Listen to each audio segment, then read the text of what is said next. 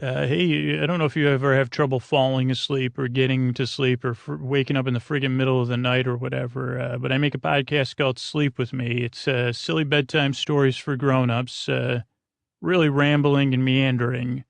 But, if guided meditations are a little too, guided for you and you can't stay in the loop on nature noises, if you're looking for something a little bit different to fall asleep to, you wish your friend would come over and go on and on about something in the most boring way possible. Maybe put a smile on your face.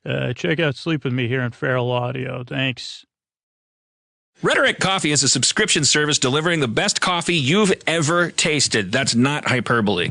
Rhetoric Coffee commissions original art directly from comic book artists and then hand screen prints them on each bag. Each one you receive has a special life and is a unique organic work of art. Feel good about drinking ethical coffee for once in your life, you horrible monster. Rhetoric goes above and beyond fair trade, not just for their coffee, but in how they pay the artists. The relationship with their artists allows the artist to continue making prints of their original work while allowing them full use for Rhetoric's projects. Everybody wins. Except Afghanistan. Each roast is completely unique. You won't taste these complex flavors anywhere else. Their commitment to quality is top-notch. They are drinking what they are selling. Now, people at Rhetoric will tell you that their coffee is not conflict coffee. I'm not totally certain, but they keep protesting that it's not, which makes me wonder whether or not all of their coffee is conflict.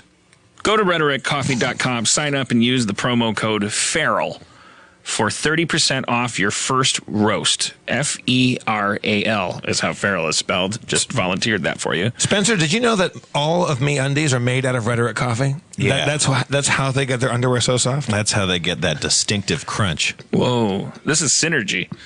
That's Rhetoric, R-H-E-T-O-R-I-C, you post-Trump millennial illiterate. Rhetoric is spelled with an H, like rhesus monkey. Oh, yeah, that clarified it for you, because you're so fucking smart, dipshit. That's Rhetoric, R-H-E-T-O-R-I-C, coffee.com. Sign up and use the promo code FERAL for 30% off your first roast. Only available on the dark web. Next to a picture of Adam Baldwin's balls. Feral Audio.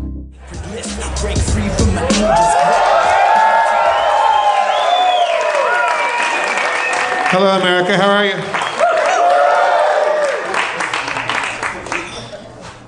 I missed you guys. That last show was fucked up. Were you guys here for that one? I just listened to it. I'm still traumatized. All right. Do we have Zach back there? Zach McKeever on sound, everybody. We're making shit sound cool. All right. What do we got? Let's do a classic.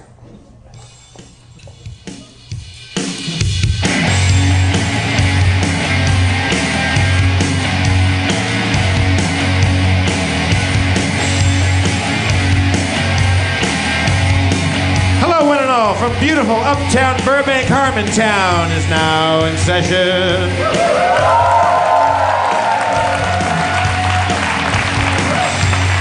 Hello, gang. Please welcome to the stage the Game Master Extraordinaire, Spencer Crittenden.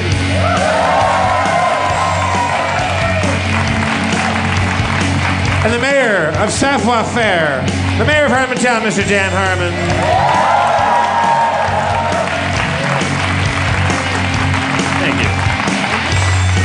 Thanks.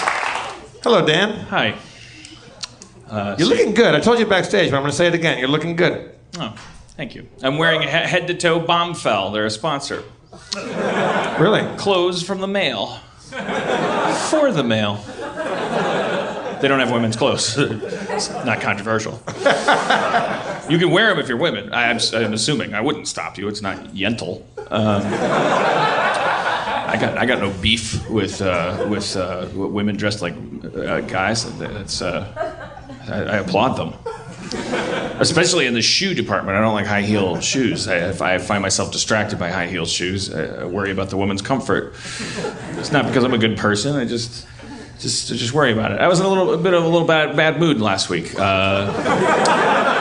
a reason why you said, were you guys here for the show last week? Even if they were, they have to pretend they weren't because I told them I hated them. So if they admit that they were here and are back, they have to admit to low self-esteem. Because as somebody who's at the show live, obviously, it's a different experience to watch it than to hear it. But I heard that one, and I could imagine what it was like there. Like you seemed a little grumpy that last show. Was there anything particular that happened, or were you just in a just one of those moods that happens because the world is a crazy place right now? There are several theories.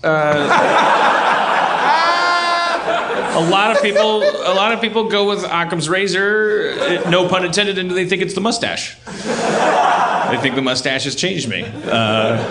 But I think it's Twitter withdrawal. I was talking to my therapist about it. I said, because I had a similar thing during the divorce. Like, it was through no fault of Aaron's and of no statement about the marriage at all. It's just like because my therapist warned me. She said it doesn't matter when you divorce. One thing that you should be aware of, you're going to find yourself hyper vigilant about injustice, and I've talked about this on the podcast. Whereas I was like, well, okay, I'll keep an eye on that, and then cut to me just like sending these insane text messages to the guy who cleans my fish tank, that are just like, when you read them, I'm accusing him of like making my life into an Edward Albee play. Like I'm like, this is some Virginia Woolf shit. You need to tell me how to work this light. It was crazy. And you know, it was erratic behavior because there was a detachment, and there was a new. So Twitter, we don't want to admit, or I don't want to admit, I'll speak for myself. I'm sure a lot of healthy people are using Twitter very healthily, but as you probably know, I was like really fixated on it, and I quit it for a little bit. And you stopped having that outlet for that justice stuff, and you like.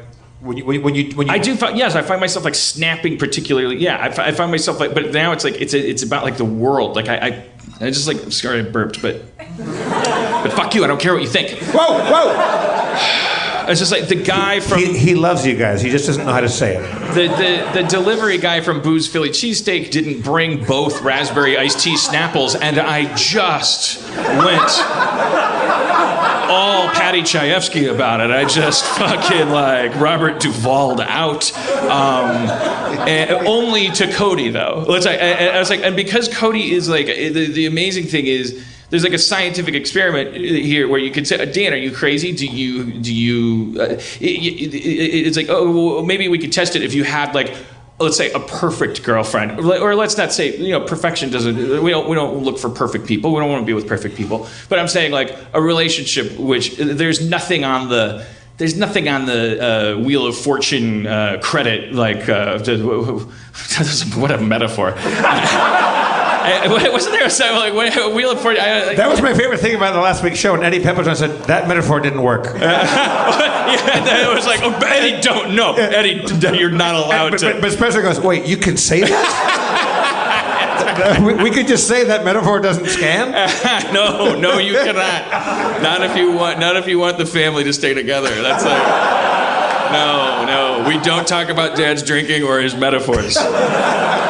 I mean, if you want to move forward and have tumult, but it could end up with you sleeping at your uncle's place for a while. Try to fix the Wheel of Fortune thing you were talking about. I just like in Wheel of Fortune, they would spin the wheel, and then sometimes they would put something on account or something. They would say, "Can I put that on account?" And then Pat Sajak would say, "Yeah." And then I'd go, what the fuck was that? And then they'd just keep spinning, and then I don't know what the hell it was. They would put shit on account. I'm telling you, it was like an old-timey grocery store, like for like in a Coen Brothers movie. I don't remember that at all. I haven't watched that show. They just had some shit on account back there. I'm looking it up later. You know what? I'll do it right now. No, so anyways. You know what's crazy? I saw the wheel. That wheel's tiny. It seems huge. The wheel's like it's this big. Well, you know, this goes with what Sajak said on Letterman back in the 80s when the Wheel of Fortune, country had Wheel of Fortune mania. Some other things that we fell in love with for like 2 weeks was like Australia for a while. There were like 8 movies about a guy named Crocodile Dundee, and then because it was the only Australian we could find that was like famous, then we tried something with a guy named Yahoo Serious, and everything just collapsed like Enron. It was wait, you're selling something that doesn't exist now. We lived in that's just a big desert. There's no famous people down there. We lived in a Yahoo Serious and Jocko-based economy. Jocko, yeah. There was a guy in Duracell commercials whose catchphrase and soul phrase was "oi." That's all he said. He would say "oi," and then you'd be at a battery store and you'd go, "Oh, Energizer, oi." There was an 8-year scare where barbecues were Barbies. But yeah. Foster's is Australia for beer, all that stuff. There's some. Hey, I think Foster's kind of snuck in on that wave and hung out. That's the one thing. But they don't even drink that in Australia. That's bullshit. Right. Well, what are you telling me? And they don't. Yeah. They don't call them shrimps. They call them prawns. Look. So the delivery guy brings 1 raspberry iced tea Snapple. I didn't know. I thought that meant. I thought because I knew I ordered one. I didn't know Cody ordered one. Cody, get your shit together. You tell the audience you hate him more. You can't even speak English. Speak English. Get out of the country. You ever notice all those guys? They can't speak English. They can't spell. The Republicans. I mean, what? They're just like they have no mastery of their mother tongue. Like, and they're like yelling at immigrants. It's like the immigrants are like, I had to learn like 8 presidents to trim your bush. Like, this fucking sucks. One of them's Bush. That's my mnemonic device. 2 of them are Bush. That's, that's why, and then you guys raised it to 9 presidents because you said that was too easy. Yeah, it was almost 2 Clintons. It was almost, and then we had an influx of unqualified Bush trimmers. Snapple. And so I start going on. I was happy all day. And then I go get the food. I'm with my perfect girlfriend. I come back up with the paper bag. It's already, you can already see the dark spots on the bottom, so it's gonna be good. Like it's coming through the bag. The dogs are freaking out. I think there might be a dead skunk in that bag. No, it's Philly cheesesteaks. And I take them out. 1 raspberry Snapple. That's how much we ordered. Cody says, "There's not 2 iced tea raspberry Snapples?" No. What did they? Are you fucking kidding me? God damn it! What is with this fucking world? And I just talked for 20 minutes at the top of my voice, and that would be charming, but here's something that I do. I kept saying, because this is how desperate I was to abuse, that I couldn't just share, I couldn't at least just be in a bad mood and share it with my partner. So I just kept saying, but I had nothing to bitch at Cody about. Like I was just tabulating like all the injustices that had happened to me that week. And because Cody hadn't done anything wrong, I just kept saying, it's just like this guy does this to me, this guy, the raspberries. What is with you people? I just kept saying "you people" to Cody, like you people being the human race. I'm just like you know all of you, 8 billion of you. You're just always conspiring to fuck with me. And then she was like, "Okay, cool." And then we watched the rest of Gremlins 2 or whatever the hell. Every once in a while, you gotta just go check back and check it out. What was Hulk Hogan in that? In like it didn't. Is it good? It was Gremlins 2 worth a rewatch? Yeah. It's worth a rewatch. I don't know about your first question. I don't know. Is anything good? I don't know. I mean, it wasn't Citizen Kane. It wasn't even the Citizen Kane of Gremlin movies. The Gremlins got really specific. Let me ask you this: when's the last time you watched the first Gremlins? Because I told Cody, I was like, you got to watch Gremlins 2. She's like, what 2? I'm like, Jesus, I'm really robbing the cradle, but. And I'm like, well, Gremlins 2. She's like, I ain't seen no Gremlins 1. And I was like, okay, well, great. Then we'll start with this holiday classic, and then you gotta see Gremlins 2. So I put in Gremlins 1. 5 minutes in, I'm like, what the shit and fuck? This movie is garbage. Like, it is amazing. Like, we have a serious problem in this society, and you can see the thermometer for our sickness is Rotten Tomatoes. It's just like any movie that had some claim on the box office pulse when a certain demographic was 10 years old, it just automatically is way above a 70%. And it's just garbage nostalgia. There's no comparing this shit. Like, what is it? Solar Babies 98% because people are like, man, Solar Babies, man, custody weekend, it was great. Does Solar Babies really have a 98%? No, but okay. I can't think of any that would examples. Be amazing. But then you watch something, I know I've talked about this, Lockout. Come on, it's Die Hard in space, it's great. It has like a 20% or something, it's ridiculous. They worked hard on that movie. It's good. What's it called? Lockout? Yeah. I don't know Lockout. Yeah, I'm writing that's that a down. crime. And tomorrow is Church, remember Lockout. We're watching Lockout. Anyways, like there's a lot of movies with like 80% of Rotten Tomatoes that they're just crap, and it's just people just like they're just like, oh, I will defend my legacy. And you got to go back and watch. If you can't look into your soul, gentlemen, at least rewatch some of these pieces of shit. It's okay to be nostalgic. Just stop pretending that it makes it a good movie, that you liked it. You were a little itty bitty little dummy. I almost said the R word. I wanted that last sentence. If you rewind it, you go like, yeah, it seems like Dan's getting a little less his famous articulate charm. Because I was just the whole time I was like, my sister's retarded. Okay. But now you can just use dotard.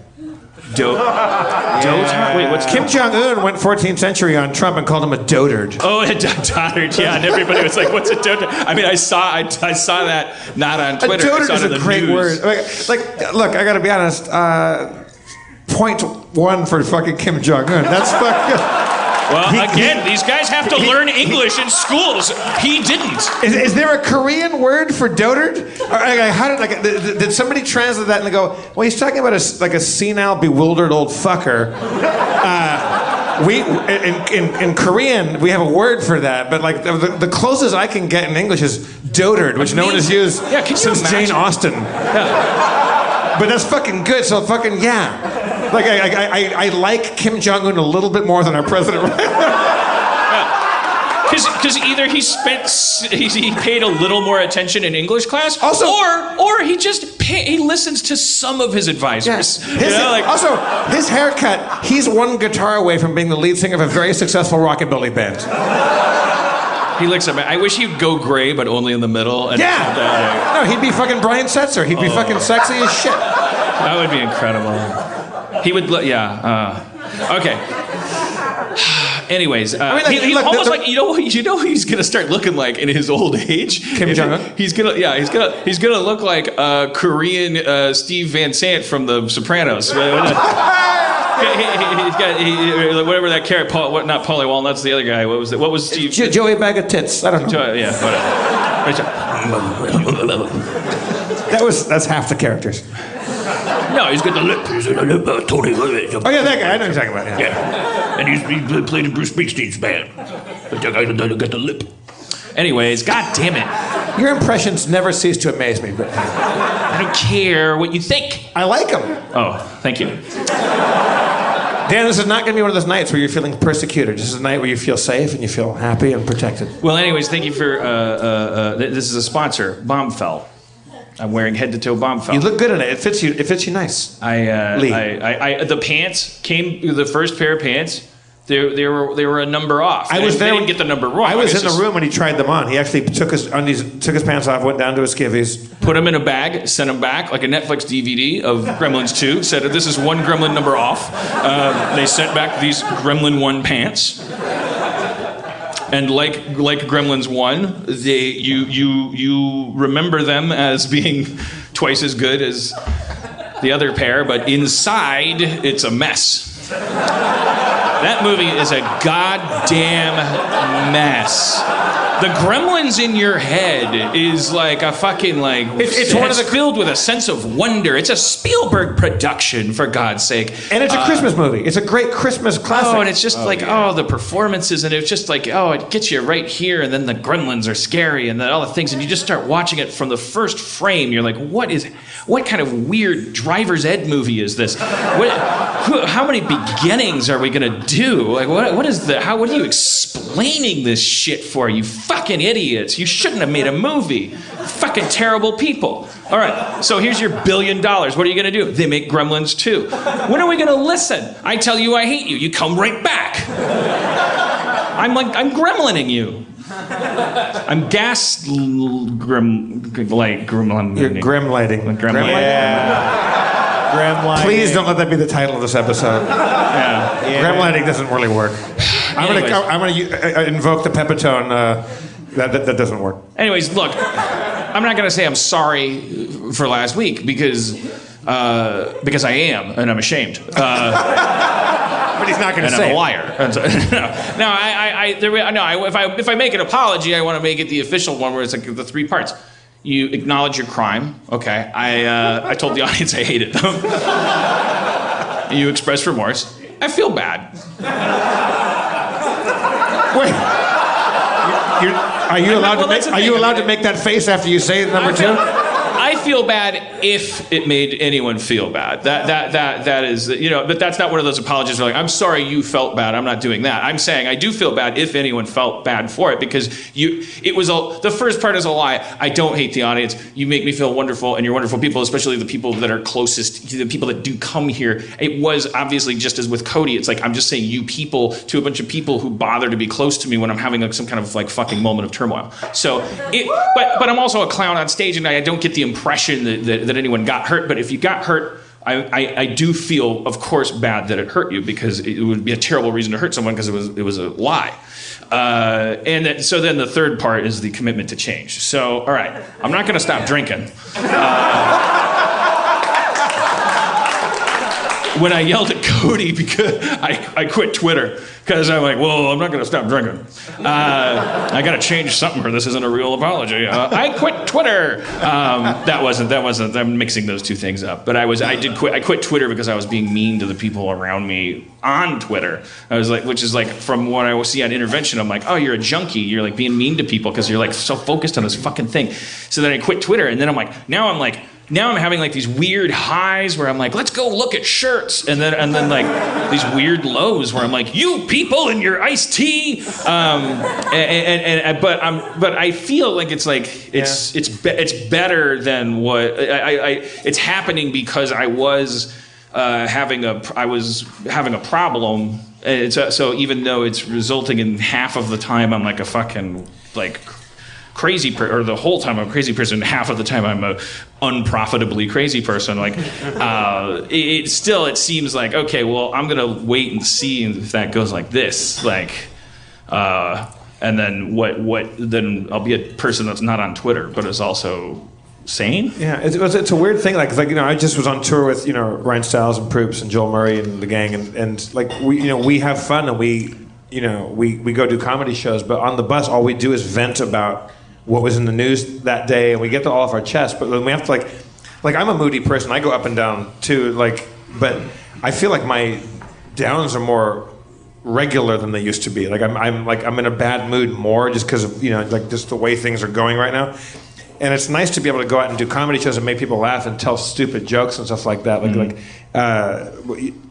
But sometimes it feels almost like disingenuous or dishonest to find any humor in anything. Like you feel like you're forcing it. Like, that's why I was like, yeah, I'm not even being funny anymore. I'm just like arguing with people about shit. Yeah, I used to be able to keep my humor about it. I was like that was my rule. Like, well, if I can be funny while still letting someone know they're a piece of shit, then that proves they're a piece of shit. If they can't be funnier than me, if they're a piece of shit, then they're like, if I swear, I want to tread lightly here, but I say this as an observation of how unfunny they are. If a Nazi could ever make anyone laugh, like if it was possible for them to be remotely entertaining, that would be a really dangerous demographic.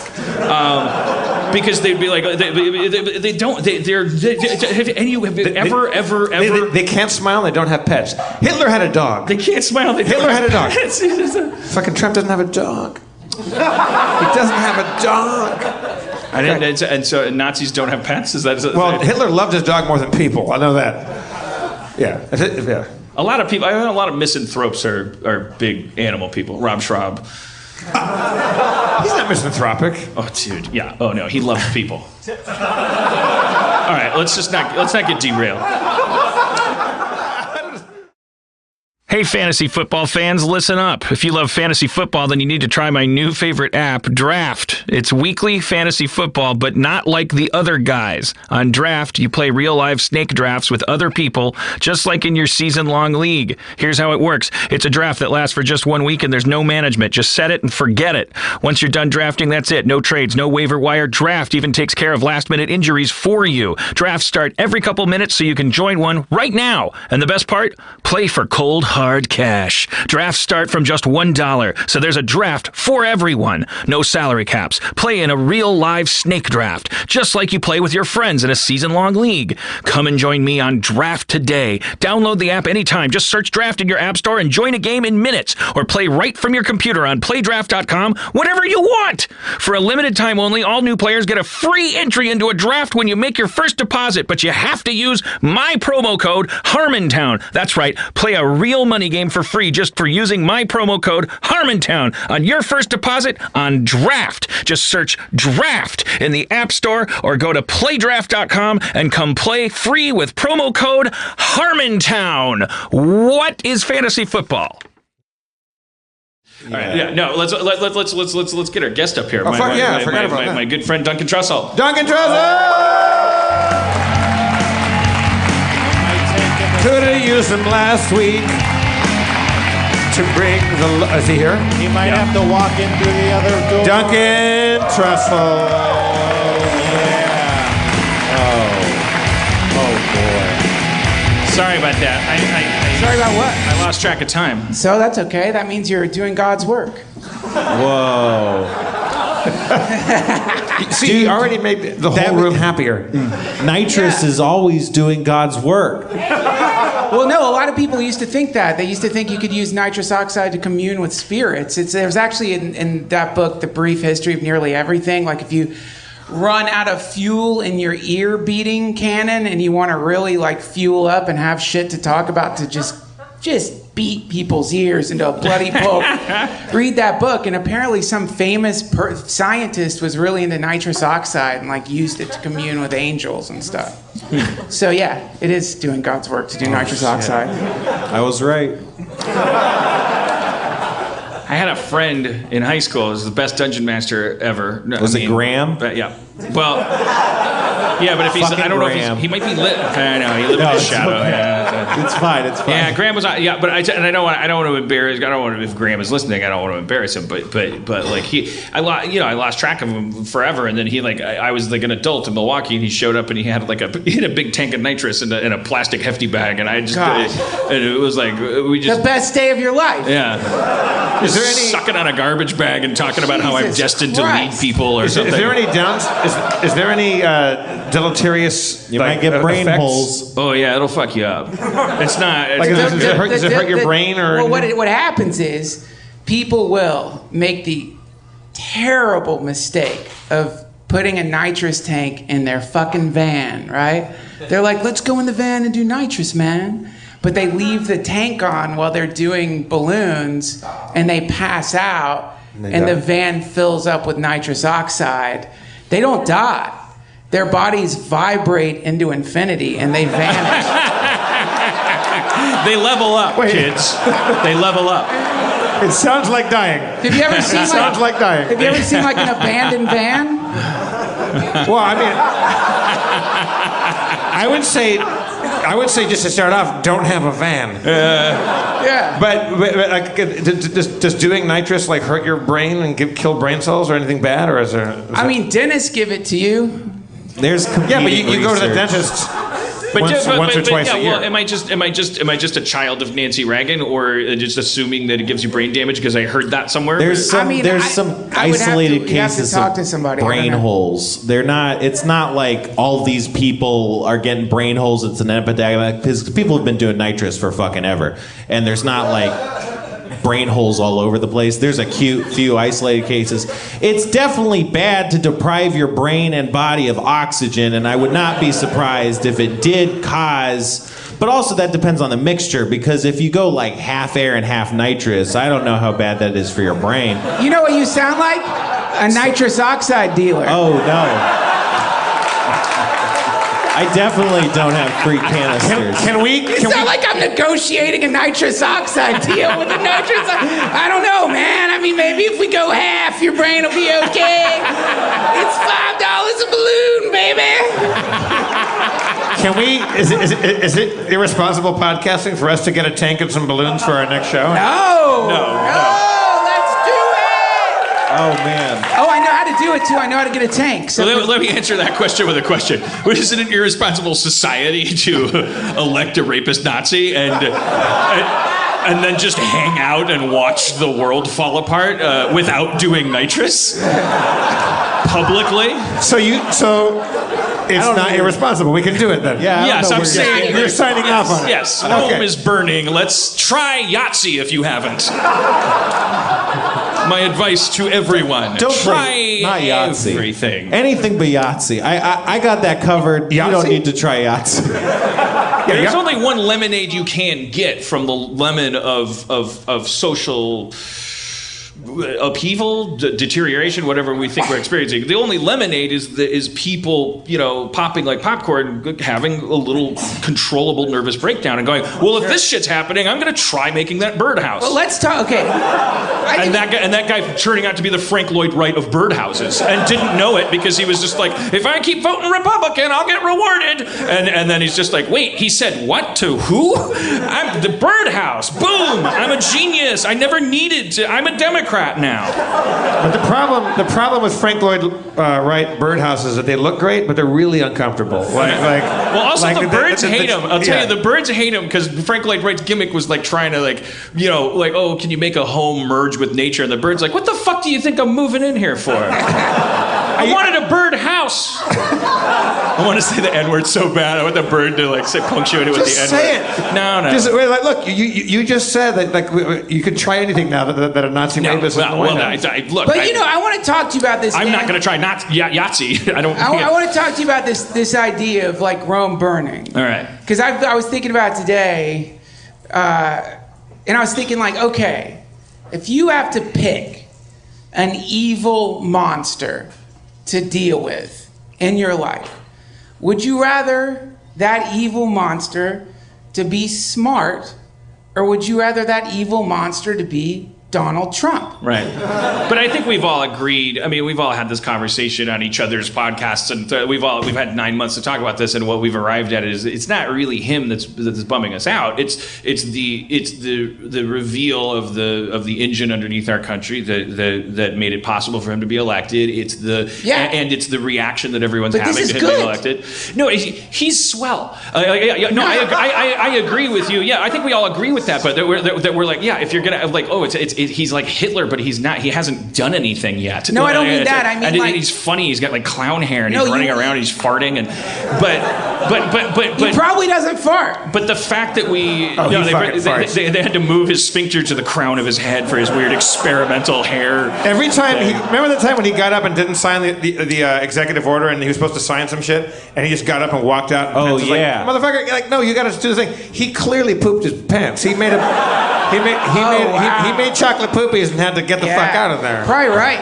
Yeah, no. Yeah. At his age, I mean, I shit my pants all the time. Yeah. On the reg, as the kids say. On the reg, fam. Oh, Grandpa. If you get me high enough and I cough and then walk away.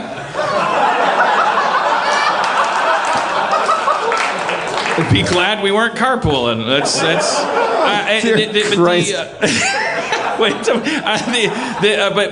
But no, I mean, it's like if we thought that we could have him. You know, but it's what he represents and all that shit. We all. I think most of us even like we're like, you know what? And now it doesn't even matter. What if if the blue side of this like weird two-headed beast like now takes advantage of the nauseating like right. Whatever happens next, we all agree we're going to be more bummed out about. But universal health care. But it's, universal health care is that's what happens is you get this bumbling guy who freaks out all of his underlings and to the point of trying to jam through these rotten fucking healthcare bills, alerting everyone in the country.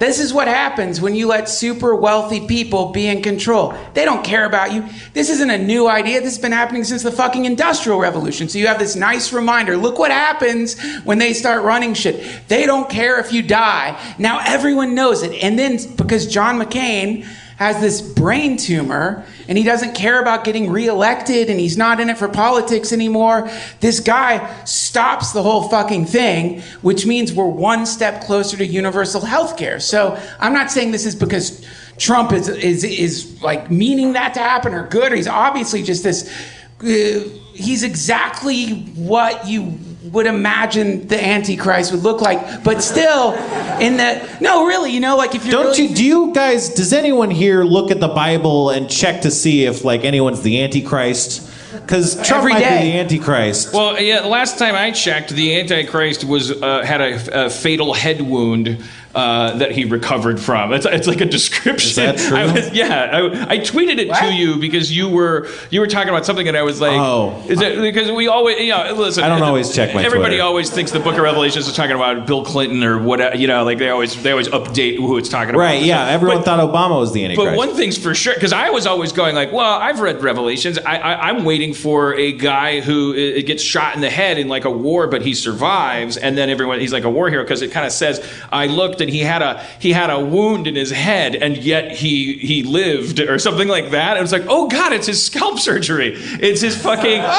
Like if you were looking at Donald Trump, but you had the X-ray vision provided you by Christ, you wouldn't see his fake hair and anything. You'd see him as a ghost, an aura, and you'd see at the top of his head, just like Darth Vader, there'd be this like amazing like fucking like weird symbol or something like where this weird doctor tried to like twist his head like a fucking like end of a sausage to make his sideburns turn into his hair. Something that hurt him enough that he ran into his wife's bedroom and pulled her hair out and yelled at her and as she put it, had sex with me with his semi-hard penis. Yeah. And then she went and cried in her mom's room for 2 days, and when she came back, her hair was still spread on the bed, and he was laying there in his bathrobe, and he said, "Does it hurt?" So logistically, if we want to do nitrous, do we get tanks and balloons up here? I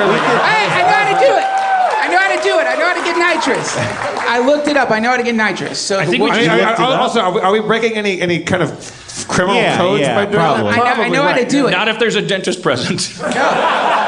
You don't need a dentist. So what you do is you apply for a catering license in LA. For real? Yeah. And if you apply for a catering license, because they have to, I guess caterers are like always making whipped cream or something. Oh, yeah, always. They can't You get can buy a tank of nitrous oxide. Yeah, but that's not.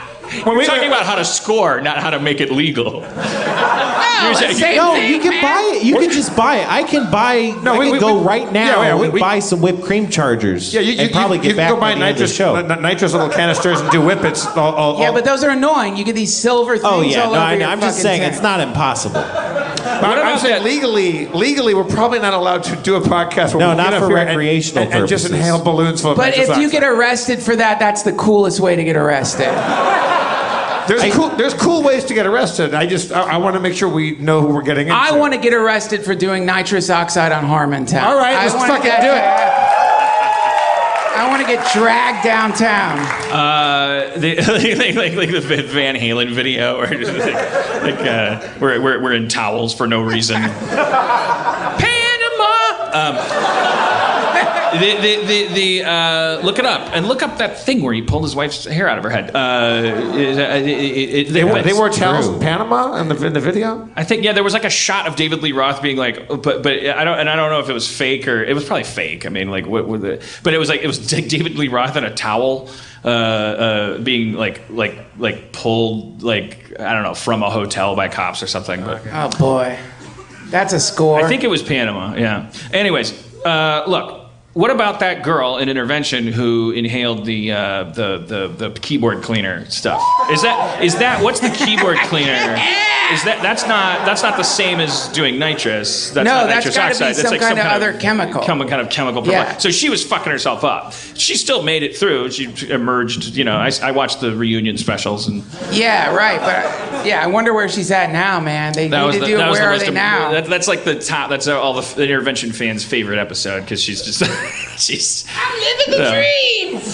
There's a gif of her where she's like, I feel like I'm walking on sunshine. It's so disturbing. There's a cleaner specific to keyboards. It's like circuit boards, air. keyboards. Oh wait, I've got a great story about this, man. Like so. Computer cleaner, like blast compressed air. Oh, I got you. Yeah. I have some friends in New York who sublet their apartment to somebody, and they got a call from their landlord, and their landlord's like, "Hey, you need to come back." And they're like, "Why?" And he's like, "Well, because the person you sublet your apartment to is dead on your couch." And so they come back to the fucking apartment, and this guy is surrounded by keyboard cleaner. Like, It's the compressed he air. went to Target and bought, I guess, $1,000 worth of keyboard cleaner and committed suicide via keyboard cleaner, and he had melted into their couch. So it was just this like purple, bloated, melted corpse surrounded by Target bags and keyboard fucking cleaner. What a dick! That's how. That's bad subletting. Yeah. We know That's that. like, come on, like that's. Whatever happened to manners? There's so many better ways. You're a guest in their house. Yeah. Asimov's 4 laws of subletting. First, do no cleaners. Wait, so how do you do? Clean. Do you just inhale it? Like, what do you do? I guess you inhale it. You Yeah. you would pop. I don't know. Maybe they put it in a bag and breathe it out of the bag. I'm not sure. She was just sucking on a straw, like, and she had like burns on her lips. Like, I think because you she want was the constantly- propellant or whatever that liquid stuff is. I think it's that chemical that they're into, but who knows? The other, but she goes. Their bottom lines in the Intervention episode is that they were gonna like call animal control because she had cats that she loved, but they were like worried about her cats. So there was like an intervention. You had to try to find these bottom lines, Right. leverage and stuff. So they pull the trigger on because she walks out of the intervention, and then they're like, "All right, call the cops, call the animal people about the cats." The cops come to her door, and then it's like she's like hanging out in her bedroom with her sister, and then someone says like, "Hey, the police are here," and she goes like, "The po-po." Hey, can I say something kind of self-indulgent, just to add to something that you said before I came out? You said this thing. You're not on Twitter anymore. You said this thing. I'm not going to quote you right, so forgive me. But you said something else. I don't feel like making people laugh. I'm down more than I'm up. Yeah. And, man, and this is really cheesy. Maybe somebody could play the national anthem while I say this, but I feel like the moment people like you start getting like that, then if there really was some kind of nefarious cabal of evil people who wanted to destroy art on planet Earth by making artists feel completely hopeless, then the moment you guys are like, I'm not going to go on Twitter anymore. I'm not going to do this shit anymore. They fucking win. They're really winning then. And then the thing that you guys put out into the universe gets thwarted by what? Some fucking what? Like really? Well, that's depressing to me. That's part of the bummer of walking away from it, and it's also part of the hook that keeps you there. But the nice different split is just be Gandalf the White and like go away, evolve, come back. Like I'm Right. not gonna. Yeah, I didn't delete my account. Twitter doesn't have to be a factor in it. Like the beauty of being on tour, I was on the road for the last couple of weeks, is that when you wake up in a bad mood and you turn on the news and it's just like it's shocking and it goes against everything that you believe in. It's just like just simple things like his ties and his fucking the misuse of the English language and like all that shit. Like forget about the hatred of women and people of color and fucking every fucking other thing. The great news is that we have to like stay like focused enough to go on stage and still be funny, and then the fact that we get to go do that is awesome. And because when we're on stage, that's the easiest part of the day, like, and to go out there and just tell a dick joke. It's make the world happy. Sure. Yeah. Yeah. No. Yeah. You're absolutely right. Like we can't just all descend into sadness and darkness and. No, you have to double fight. It's like, that's the thing. It's like, not only do you have to like not descend into sadness and darkness, you have to like triple activate. Like the whole point is like to go the opposite direction, even though it is bleak and horrible. I mean, it always seems like God forgive me, man, but because there's no job of a comedian or job of anybody else or job of comedy or any of that bullshit. But just from a, basic, like, when the darkness grows, then that's when you're really supposed to be shining the light. Praise God. And if you're not fucking doing that, then what are you doing? Exactly, I agree. But the thing about like now, like if you're going to be a comedian, and the thing like a comedian should stick to comedy, and leave politics to the experts. Well, there are no fucking experts. Like politicians should stick to politics and not do comedy. But when you go on stage and you tell a joke that's really funny, like we were in Indianapolis, you can talk shit about Mike Pence because they hate him in Indianapolis. You go outside of Indianapolis, it's a red state. They love him there. But you can hammer on fucking Mike Pence in Indianapolis. But the thing is, when you tell a really, let's say it's not even a political joke, you just mention him or say something, stupid, the people don't feel comfortable laughing about anything political. And also, I know that like no one wants to hear Dan and I or our guests or Spencer like us talk politics about Trump. We don't have anything new to say. It's just us grousing about the same old shit. But when you do a show like we go out and do improv and do comedy, you can tell some neutral joke and mention Donald Trump or mention Nancy DeVos or mention whoever. People that might have laughed don't know who they're sitting next to, and they don't know if the person next to them is going to be really into that or not into that or whatever. So just everyone is just kind of neutralized, and things don't get to be as funny because no one knows if their parents are going to be pissed off or the neighbor is sitting next to them or whatever. Like comedy, you either have to be not talking about politics at all and be hilarious, or be Lenny Bruce and be punk rock and George Carlin and shit and like fucking be so active. Be a comedian. Yeah, exactly. I mean, that's the idea. It's like, fuck it. The idea is like, okay, fine. My instincts are telling me this is funny. And I'm in some stupid time period where people are incredibly confused. Okay, fine. Well, still, blast it out there, man. Blast it out there, because the moment any of us stop blasting it out there, then they win. Right, but they win if you keep blasting and you in my opinion, at least this goes for me. There's people out there that are good at being angry, and we want them to be angry. Like, but I like if I've lost my humor, then what am I going to fall back on? My political science degree? I don't know what the fuck I'm talking about. Look what Jimmy Kimmel just did. Me either. Jimmy Kimmel, what he did is he either he fucking researched, and it was like that's my point. Like it was like that's why I'm like, I need to fucking step out of this, like, professional wrestling ring, stop running around with a folding chair that looks identical to everyone else's, and like just being part of the general melee, because part of what the enemy wants you to think is that life sucks and that it's chaotic and stupid and all that stuff. So like that is why, like, when Lauren Duca tweets, when my heroes on Twitter right now, they're the people that are like, they have this insight, but then they're also like, they have this grace, because, and then you go like, oh, that's an advertisement for being on the good guy's side, because it's not that this stuff isn't important and shouldn't make you angry. It's that if you're a billboard, you can't be a billboard dripping with shit, because then everyone's like, well, I don't want to buy that razor. It's covered in shit. Like that person's not happy. Like right. that person keeps telling me. People give me advice all the time. Like for 40 years, the reason why I haven't quit drinking yet is because everyone that's ever asserted asserted it with any degree of assertion is they're miserable. And I was just like it's always a deal breaker. I'm like, look, man, come up to me. Chris Hardwick's like the biggest billboard for sobriety I've ever encountered. Like, he's genuinely a happy seeming guy, but behind his eyes, I think maybe he goes home and does stuff to like. There's fucking. There's, but that's none of my business. I've been to his place. I've been to his place, and there's Target bags fucking everywhere.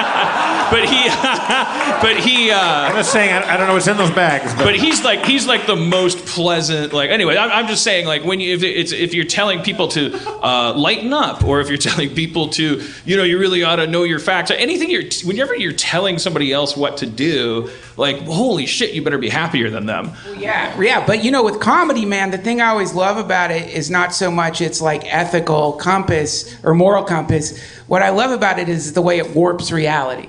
And I love the way that, like, with comedy and a really great comedians, what they do is, regardless of anything other than just this, and now this is not to say this is how we should act. Comedians should only be funny, or comedians should not be funny now, or whatever. I'm just saying, the moment you encounter great art, whether it's comedy or a painting or a movie, you feel hope. Because you're like, humans are fucking cool. That's amazing. And when you start watching comedians warp what's happening right now in any kind of way at all that's successful, no matter how lofty or how mundane, I think it adds to the sum total of joy in the world. And the more joy there is in the world, I just got back from Burning Man. The more joy there is in the world, the more chance we have to make sure that we don't do this again. And that's why it's important to fucking fight. Thank you. I said Nancy DeVos. I meant Betsy DeVos. I'm still wondering if it's Lauren Duca, because the last time half the time I say Lauren DeLuca. Yeah. I mean, no, I don't think we're disagreeing on any important points, right? Where I mean, you're saying it's important to be. You're saying it's important to be for entertainers. That word seems cringeworthy. But they become important. I mean, this Kimmel thing. The fact that I'm not on Twitter and I heard about the Kimmel thing is why Jimmy Kimmel did a good thing. It raises all this awareness. It's like it's particularly great that it wasn't just some quip. It was also, like, on top of it, he was like passionate and in a funny way, like is like making this part of the sideshow, now front and center. That's why it's so important. I agree with all that, and that's exactly why I'm just sitting there I'm just arguing with fucking Nazis and going like, I block you, I'm gonna block you. I can't believe over the last couple of days I started to like Kim Jong-un, the NFL, and Jimmy Kimmel. Yes, it's the apocalypse, baby.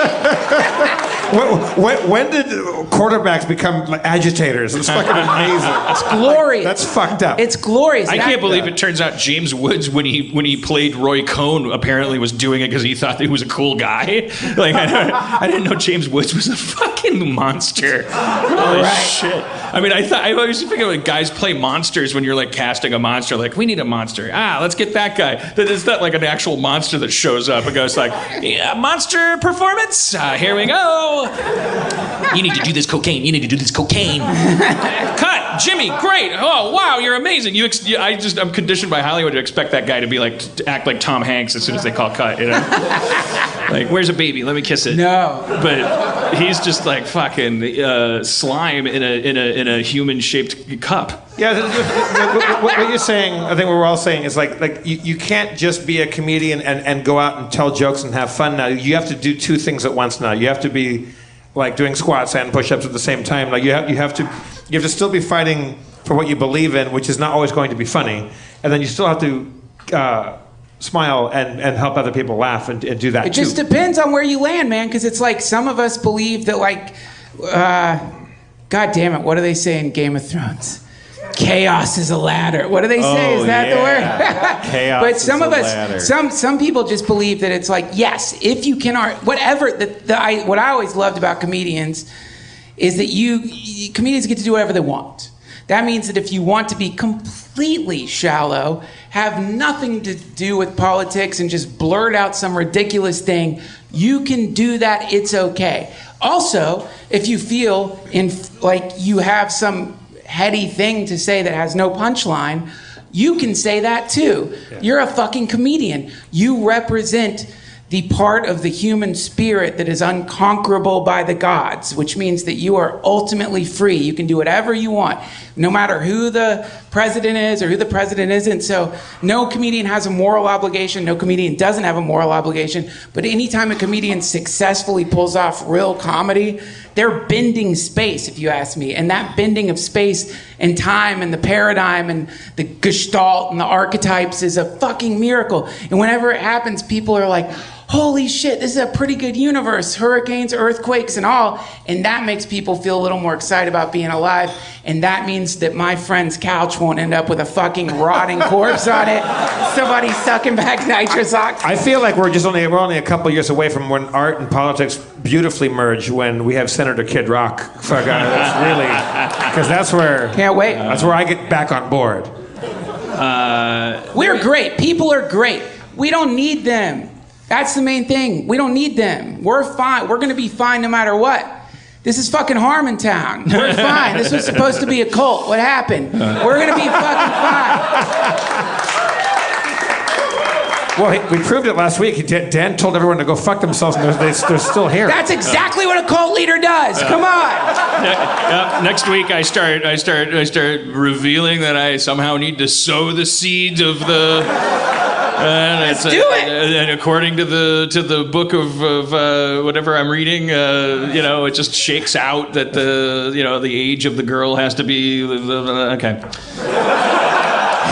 What if like David Koresh was like, fuck underage like 10 years from now, because now that we're on like live stream and stuff like that, the shots of the audience, you just start noticing that everyone starts wearing the same color. Do it. We're all wearing white outfits all of a sudden. Let's do it. Let's all wear white outfits and do nitrous oxide and move to the next level of this show. Let's build we'll do a big art installation, and we'll build the world's biggest van. And we'll all get in that van. We'll all just start doing nitrous together.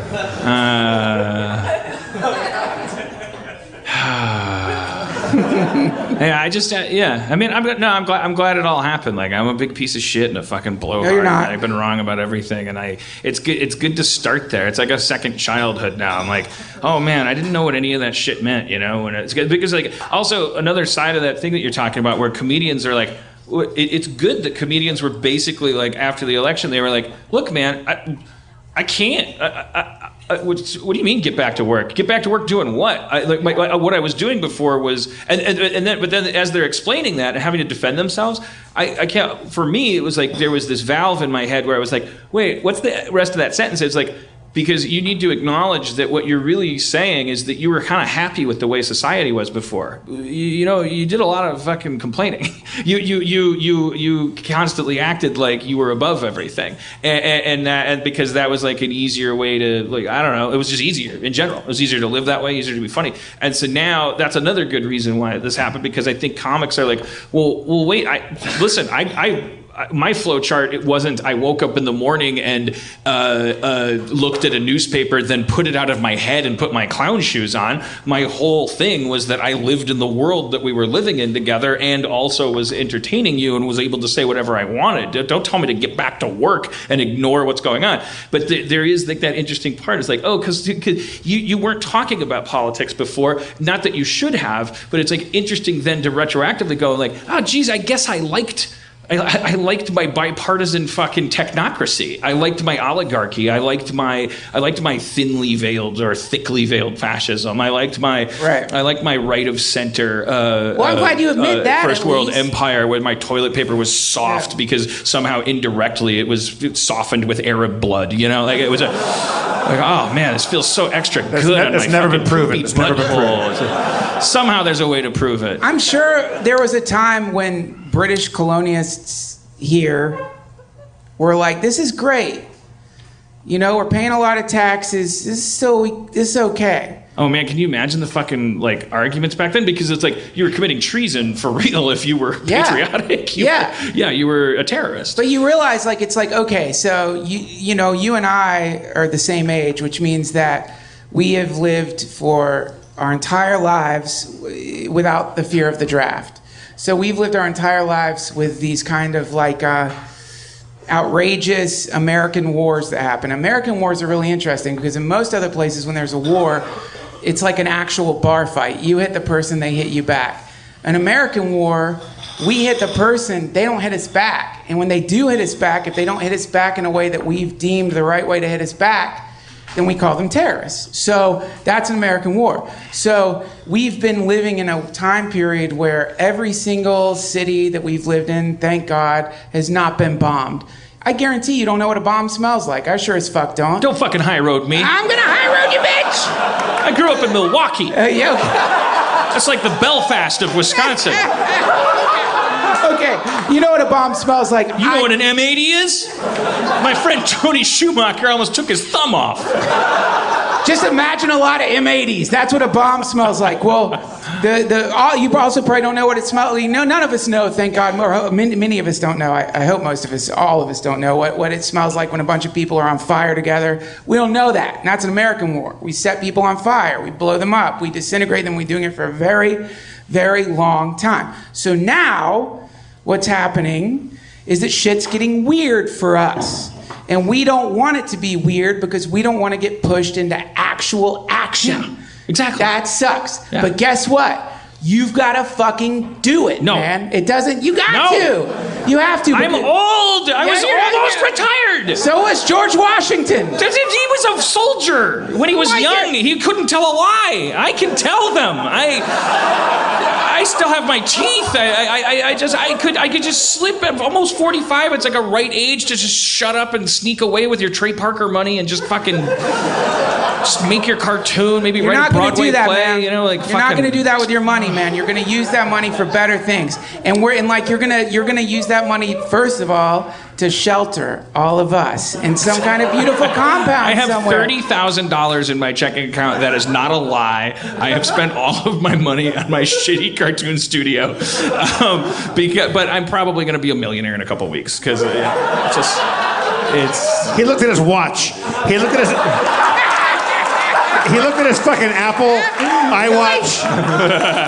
Because he has the stocks app. Come on. It in your calendar? Yeah, my Tesla stock's going up. I don't have a car, but I invested in Tesla. Give him some credit. Cody's still got the Tesla stock. Or I should wait. Is that illegal to tell? No, that's not insider trading. I don't work at Tesla. I don't know. It's like Cody's got Tesla stock, and she's like because it keeps going up. But she's like it's weird when you have a stock that is like in something like you hear all these whatever. That's not an interesting topic. 3. I don't. What the fuck? Also, you guys, Cody really likes Blue Bonnet at Santa Anita in the second race. the Saturdays, Blue Bonnet. I got the horse right here. Her name is Paul Revere. Wait, what were we talking about? Fuck, I'm sorry. I Fucking revolution, baby. We're talking about revolution. We're talking about the idea that at some point in history, whether you like it or not, things change. This is like, it's no point in being ahistoric. If you look at history itself, inevitably, Black Plagues, World War IIs, World War Is, Vietnams, things happen, shit changes. And when shit changes, then it's up to us, the people, to do something about it and to not be so decimated by the reality of history, which is that sometimes bad people get into office and do rotten fucking things, and our job is not to pay attention to whatever the current laws of the land are. Our job is to get a fucking catering license and to buy fucking as much nitrous oxide as we can, man. We gotta do it! And I would also add, if you're still at this late date using toilet paper with Arab blood in it, stop doing that. You know, just get regular toilet paper. It doesn't really affect the wipe. It just irritates our allies and our enemies abroad. Yeah, no, I mean, thank you. It's good. It's good of you to. This is a good time to get this boost. I mean, it's just all it is. It's like you're running a marathon. Like we're very lucky, and realizing that we're lucky is exhausting. That's how lucky we are. It's strenuous realizing how lucky we are. That's like hard work. Right. It's like when I do a little dance when I rap, and then I'm like 2 days later I'm like out of breath, and my doctor's like, "What have you done?" It's like you got to start somewhere, and somewhere is like, holy shit, my whole. But it's like, and that's what it is. It's like it's almost been a year, and it's like we're like not everybody's hitting exhaustion points at the same time. I'm just pulling in. I pulled into the Twitter pit stop thing and was like, I'm doing something wrong out there. Like I'm not really doing anything to change. I'm getting angry, and I'm like, for all I know, on some chart somewhere, I'm like actually helping the bad guy because I'm just sort of like driving really angry and like screaming around. But it's just it doesn't hurt that much to pull over for a second and go like, okay, why am I out there? What am I doing? Change the tires. Go back out there with a fucking monster car. You know, like some crazy monster mobile or something that's like you assembled because you like thought about it for a second, right? And that no promises there. I'll probably just go back and promote Rick and Morty, but hey, I mean, that's fine too. If a guy like me gets really rich, I can always be one of those like Casablanca guys that's like funding stuff under the table or something. Lots of people do that, man. Like like this venue could be like some kind of like Rick's Cafe. Yeah, exactly. Like I could just be like, come on, I don't do nothing. You leave me alone, you Nazi goofs. Well, and then like a comic goes up and goes like, fuck, I don't think you should burn people because they're not white. And then they're like, what? How do you explain this observation comedy? Hey, Reggie Watts does what he's gonna do. He's just. That's hilarious. He thinks off the top of his head. Guys, you think they give me a script beforehand? Why don't you have a gin and tonic? Pardon me, Mr. Harmon. I find your impression of Humphrey Bogart a little too New York Jew. I kind of sound like that Nazi from the Vice video. Like, man, the Jews, I got the Jews.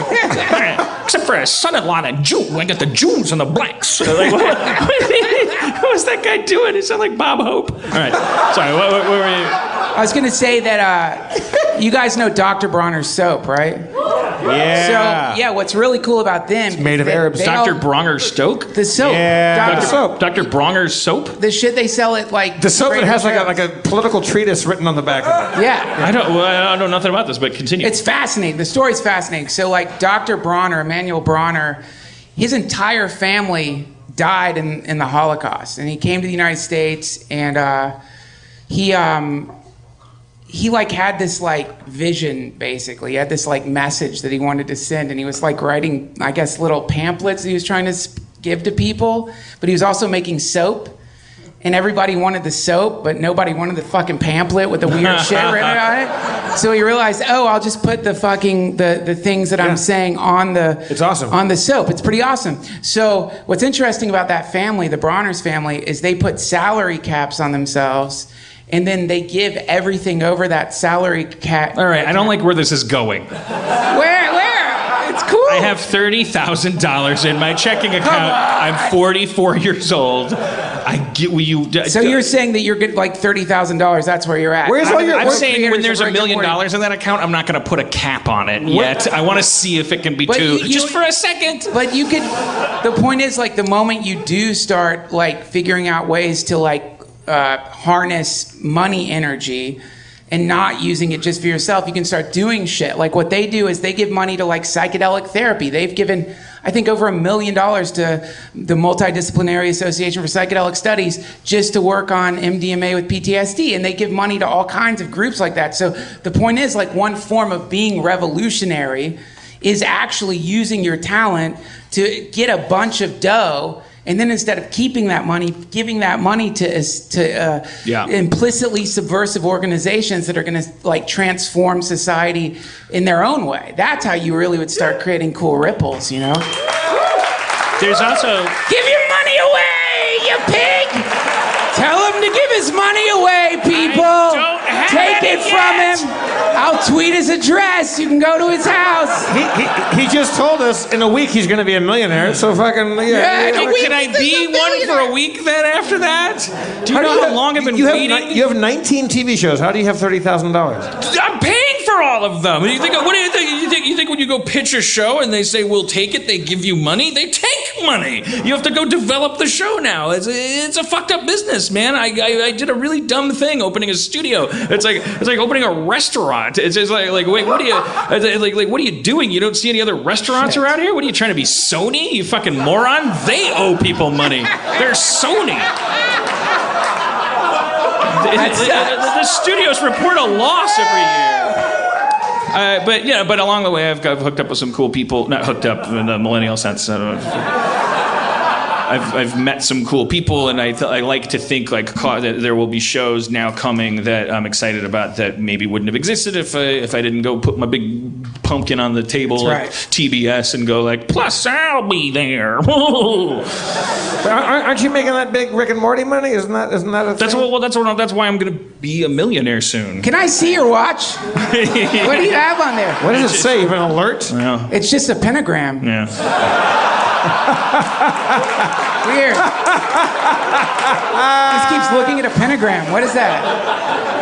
A minute ago it was 9/11. All right. Yeah. I was gonna say it also says 9/12. You're one of those guests that they gave the ultimate compliment to. They didn't. The 9/11 came and they didn't say anything. They kind of did. Oh, okay. We were making noise at the time. What kind of noise? General cheers. Oh. General Cheers. Right. Corporal General Big Bang Theory. Cheers, reported for duty. Hi, I'm Jeff B. Davis from Harmontown, sitting here with Spencer Crittenden. Hey guys, we're here to talk to you about Rhetoric Coffee. Are you guys coffee drinkers? Are you junkies? Do you get up in the morning and you're just no good until you have that cup of coffee? Or do you just like to sweat a lot and get the shits? Yeah, no, that second one is definitely me. I like to sweat a lot and get the shits. Does that apply to this ad at all? Strangely, yes. We're talking about Rhetoric Coffee. Rhetoric Coffee doesn't just give you unwanted diarrhea. It's the best subscription service coffee you'll ever taste in your life. Rhetoric commissions original art directly from comic book artists and then hand screen prints them on each bag. Each one you receive has a special life and is a unique organic work of art. We got this bag right here. They gave us bags of coffee. I'm looking. This is me crinkling a bag of Rhetoric Coffee. Look, I'm opening it right now. Oh my God! It smells like heaven. It smells like being like a angsty teen. Spencer is actually eating full coffee beans right now. They're good. Dear God! They're great. Oh, somebody call the police. Not only are they fun to chew on, you could probably make coffee out of them, and you get to feel good about drinking that coffee because it's what I call ethical coffee. Rhetoric goes above and beyond fair trade, not just for their coffee, but in how they pay the artists that put the art on the bag with the coffee in it that Spencer is now currently chewing. Oh, yeah. Everyone wins. You're a fucking monster. Their relationship with their artists allows the artists to continue making prints of their original work while allowing them full use for Rhetoric's projects. Everyone wins. Everybody wins. Everyone wins. Each roast is completely unique. You won't taste these complex flavors anywhere else. Their commitment to quality is top-notch. They are drinking what they are selling. They're getting high on their own supply. You know, they say not to do that, but it's also, I guess, a mark of quality in some senses. Yeah, I mean, I don't want to go to a drug dealer that doesn't get high on his own supply. That makes me feel like he doesn't believe in the product. It might not be good business sense, but it's definitely, a good product. Yeah. Go to rhetoriccoffee.com and sign up now and use the promo code FERAL, F-E-R-A-L, for a 30% off discount. Go to FERAL, F-E-R-A-L, for 30% off your first roast. You never forget your first roast, Spencer. I never will. The first roast is the deepest. That's RHETORIC coffee.com. Sign up and use the promo code FERAL for 30% off your first roast. Coffee so good, you can chew it. Did you just get a bunch of wild Spencer chewing just to have?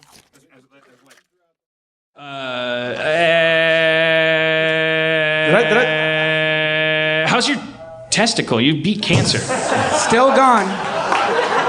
Do you still have to go in every 6 months and make sure that it's not coming back or anything like that? No.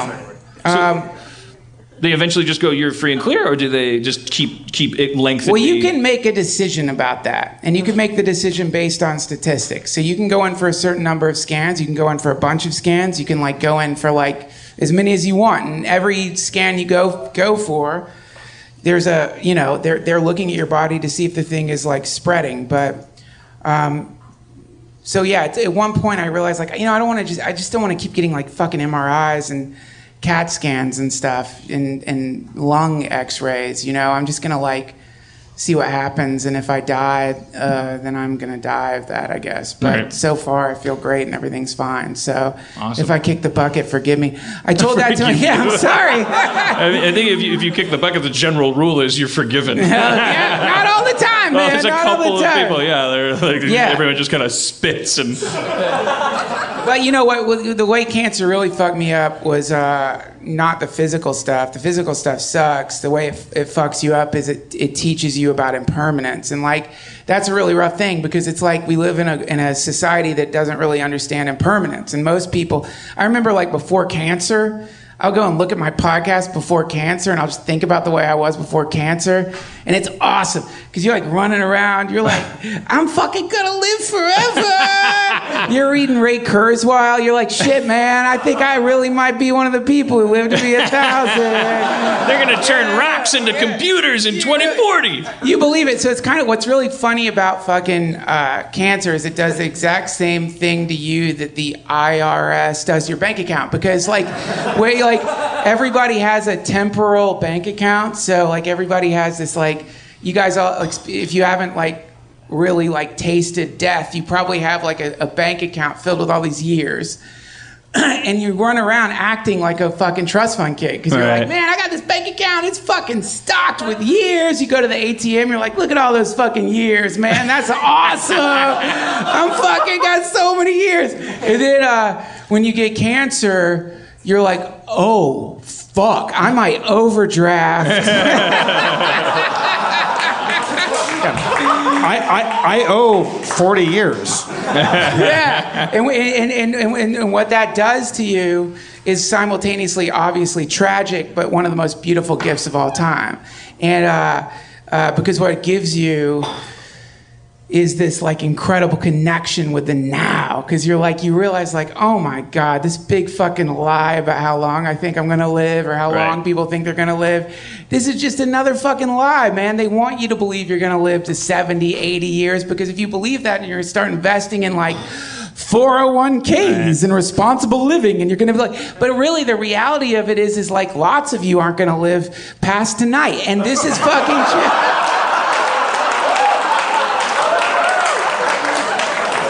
And there are no doors. That's a cheap joke. That's Of course, a cheap there's always my way. Yeah, I watched a Jonestown documentary, and I realized what they did wrong is they didn't just have they used Kool-Aid. They didn't just have an open bar. So good night. Would have been so much easier for him. You know, you hear those Jonestown recordings and you're like, dude, why didn't you just, Jesus, if you really want these people dead that bad and you don't want to have to do this soft shoe. Yeah, like, just God, kill him. My God, he had to do so much explaining. He's like, come on, don't cry. It's going to be okay. The line come on, you're just dying, that's all. The line that gets to me, this is the line that gets to me. Mothers, mothers, mothers, stop your children from crying. We are merely crossing over to the other side. Them first. Yeah. Because they can't do you. Yeah, that is fucking insane. I know somebody who's, wait, who was I just talking to who's like working on a Jonestown thing and like, God, now my mind is such a fucking fart. Anyways, but yeah, if there's I mean, like, I'm not recommending you go to a horrible grim place, but I guess, you know what, watch the Ken Burns Vietnam thing too, because I'm going to, because that's one of the things too, is like not to normalize what's happening now, but it actually is a little uplifting to remember, or rather know, I was a little child I was a baby in 1973. So, but it's like they were fucking like there's a lot of parallels, like just in terms of the national psyche. Like they kind of people back then were as groovy as they were because they too, like us, felt like every day could be the last day. That's right. Of America, and they really felt that that's what was at stake. They had a lot of reasons to feel that way. I just watched Network again too, which is taking place at that time, and their background Network jokes, is kind of a gay romp. Like the jokes that they're doing in the background about how President Ford's life has been threatened by this or that. They're kind of like they're just setting the time and place. It's like, oh God, yeah, the 70s were like a crazy time. Sure. It's not to say that it's not to normalize. It's just feel a sisterhood with the 70s. Watch the Ken Burns thing. Or watch that. There's a great documentary on the Weather Underground that you should watch. It's really fucking cool. And these guys, they're yeah. You know what else you should watch? Spider-Man. Something by Jane Austen or something. No, they're you guys are dumb. You guys you're aren't not dumb. watching stuff that You're you not should watch. What were you watching? Oh, Guardians 2. Yeah. Jane Austen didn't write it. I finally saw Guardians 2. I really liked it. Was it good?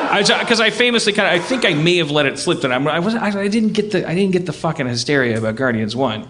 But so I put off watching Guardians 2 for a long time because I was like, these people are nuts about the Guardians thing, so I don't want to watch the sequel because I felt like there were just so many purple people yelling and like I couldn't tell the difference between any of the characters. Like Rocket Sounds Raccoon, like DMT. Rocket Raccoon deserves more than to have a camera push onto him and then say yeah. Like that's not clever. Like the camera pushes and you say more than yeah. And so I was like I was like I don't get this. This movie isn't like Citizen Kane. But then so I watched the second one. I was like, oh man, I love this Drax guy. He's so great. Like I love this raccoon. I was like, this is really cool. Wasn't Steve Agee in the second one? Yeah, he was. Which cool, I forgot, man. and then all of a sudden Steve Agee's just so like badass. Amazing. Yeah, that's great. That's a guy. If the apocalypse needed to happen for Steve Agee to be in Marvel movies. Yeah. Fine, I'll take it. I'd love to be around Steve Agee in the apocalypse. I want Steve Agee to be in every Marvel movie from now on. I hope so. He looked great. I haven't seen it yet, but like the stills I've seen, he looks fucking awesome. Yeah, no, he fit. Yeah, he's a little space pirate. Oh, but the Weather Underground, not to be like too preachy or something, but like definitely check it out because it's cool because it's the Weather Underground. Like Obama would actually get in trouble because he was friends with one of the members, but their motto was bring the war back home. So they actually decided that they were going to start blowing up buildings, and they did. And the way they did it is they would call the building and make sure no one was there because they didn't want them to get killed.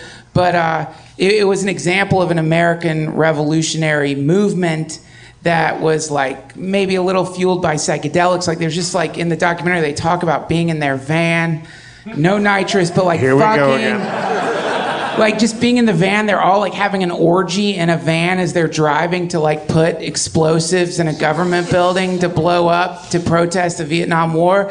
And when you look at that, and we're like just throw your moral compass away, but just when you look at that, you realize how great people really are because you realize like these people don't need to do that. They could just fucking ignore the Vietnam War like anybody else. They could just ignore it, go to your job. We're all doing fine, man. We're fine. You guys have money. I don't know how much you have. You have a little bit. You're not starved. We're fine. So it's easy to ignore, which is what they want. So it's kind of cool when people are like, fuck this, we're not ignoring anymore. And then they go to this extreme place, which I obviously am not advocating in any way, but still it represents what can be done. And it's a really inspirational thing to watch because you realize like, shit, man, we could be doing a lot more than we're doing. You know, we can be doing lots more. And if we all start doing lots... You can also build a birdhouse. You don't have to blow anything up. You could blow up a birdhouse. There were a lot less people in the world back then. There was probably an easier... In the Vietnam War? It was easier to blow up a building with no one in it. I would say these days... I'm not saying blow up buildings. I'm not advocating like that level of violence. But, and also like I will admit this, like when the Antifa started punching people... I was definitely like having conversations like, I think they've gone too far. But like one of the things, then I started like researching them a little bit. and this will get me in trouble on the internet, because anytime you like do any kind of like emphasis on like maybe they're not so bad, you will immediately get like a bunch of tweets like, you fucking idiot, do you know what you've done? Oh, good. But, Well, like, I'm not on Twitter. Maybe Antifa is not so bad. Like, I'm very happy to say that. well, one of the cool things that maybe some of them are here. one of the cool things that they say, or one of the cool, so people break windows in these protests. And they break these windows, and people are like, how could you break windows of local businesses? And Antifa, they call those people window protectors.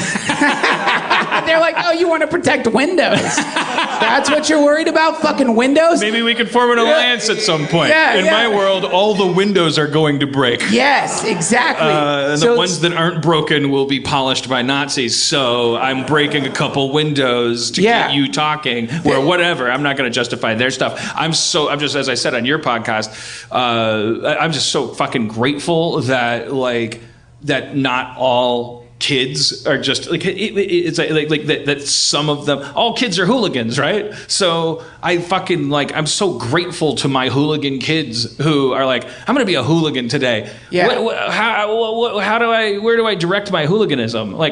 Towards fucking towards the man, dudes towards towards Nazis. I'm gonna fucking if they didn't do that, then we'd be extra fucked. I'm definitely gonna complain about them last.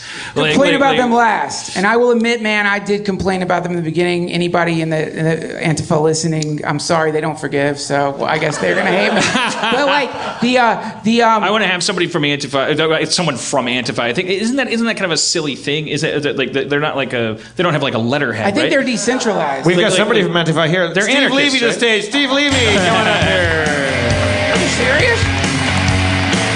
One of the he's the spokesman from the Burbank chapter of Antifa. I want to have also just anybody listening who cares about this stuff, who's like what the platform and all this stuff and how you're using it. I had Gotham Girl come on. She's an Illinois Democrat. She talked about believing in the system and the election was fraudulent. I wanted her to have her signal boosted for that reason. I also want to have therefore somebody from the DSA. People have been tweeting me and stuff, and somebody from Antifa, and you guys have always been so kind to that's I want to sprinkle those folks in because it's turbulent times and I just wanted to say that out loud so you didn't think that I was I don't know, biased. I don't care if I'm biased. I don't know anything. I don't know enough. I want to have people on that talk about what to do because I don't know what to do. So I want to talk to the people that are I don't care if they're doing shit that's ugly, whatever. I want to talk to them. All right. Anyways, what? What? Nothing. How you doing? How you doing, Levy? How's things? Things are good. Yeah. Yeah.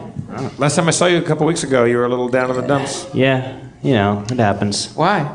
Why do people get down in the dumps? What happened? I guess I have my heart broken.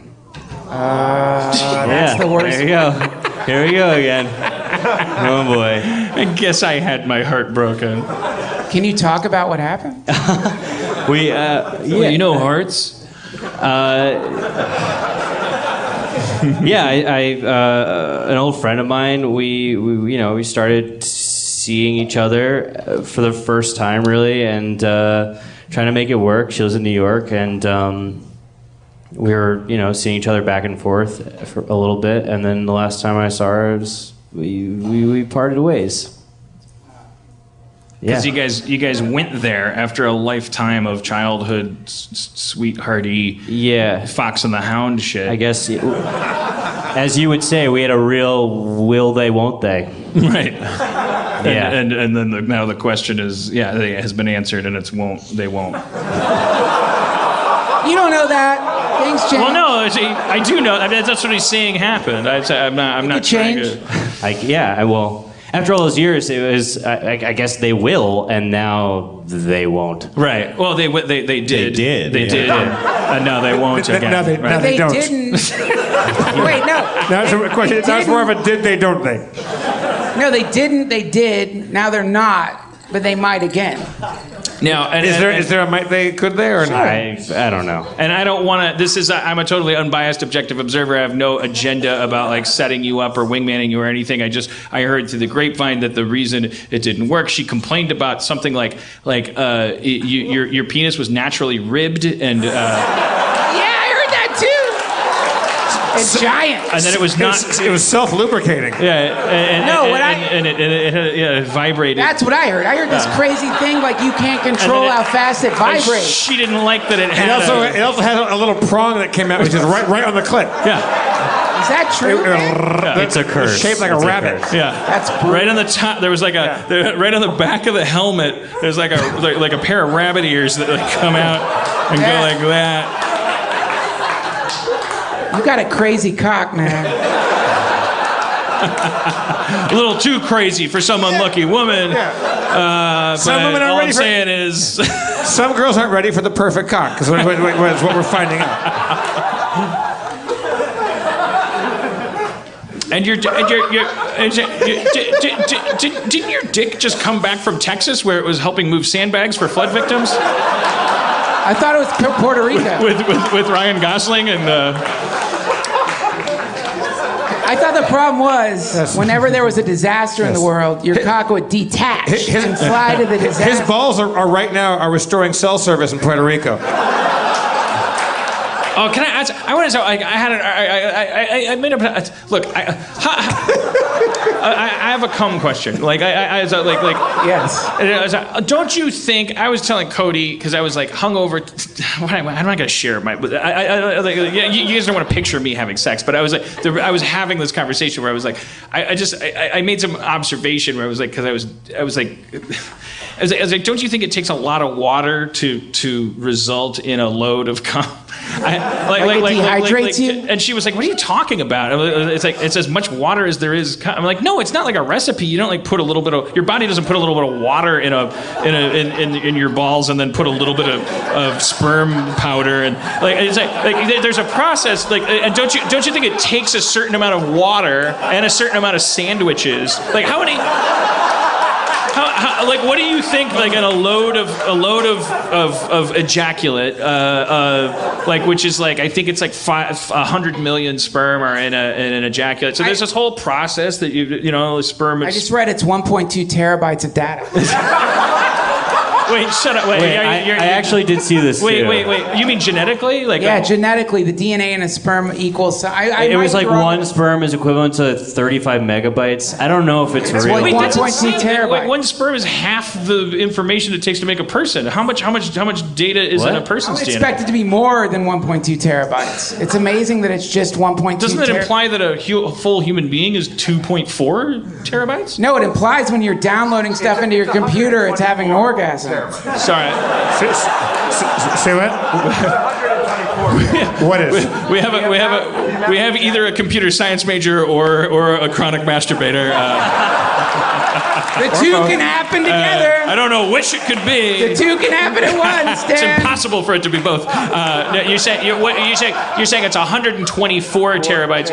Are you correcting the data? 124 terabytes? Yeah, Reddit. Just so you know, I did my doctoral thesis on college cum, and it's 1.2.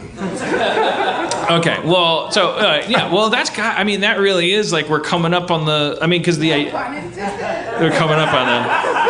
Like we're getting close to like Well, wait. Well, we have What is it? Petabytes is next. Like that's the next highest thing. We obviously we have the. Whatever. We've mapped the human genome. What am I? My grandpa. I just like pretty soon teleportation, man. Once you can store everything. Teleportation's bad news, man. You know about like once you teleport, you're dead. You know. Right. I mean that philosophical thing. Yeah, that's true though. Because you can't prove it. I can't prove it's me. Yeah. Let me ask you this: if you could pick, but so you got to fly across the country, and if you could pick teleportation, but you've got to get kicked in the balls, or like flying on an airplane, what do you pick? I never want to teleport because that's like going in a suicide booth.